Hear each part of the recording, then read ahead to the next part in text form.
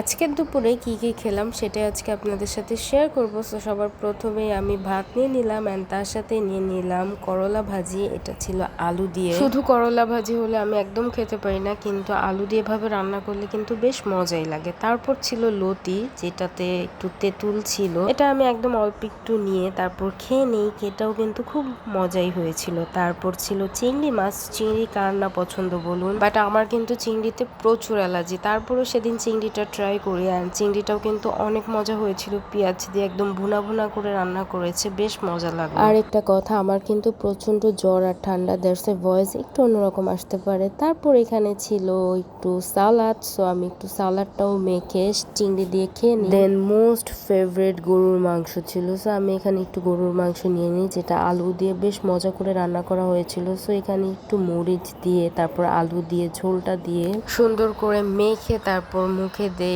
মাশাল্লাহ এত মজা হয়েছিল। দেন একটু সালাদ দিয়েও মেখে তারপরে খেয়ে নেই, বেশ মজা লাগছিল। ও হ্যাঁ, এই সবগুলো রান্না কিন্তু আমার ছোট মামি করেছিল। তো তারপর একটু ডাল ছিল, ডাল নিয়ে ডালের সাথে আবারও একটু গরু মাংসের ঝোল আর আলু নেই, পাশাপাশি লেবু দিয়ে তারপরে মজা করে ফিনিশিং করি অ্যান্ড লাস্টে খেয়ে নিই চা। সো এই ছিল আমার আজকের দুপুরের লাঞ্চ।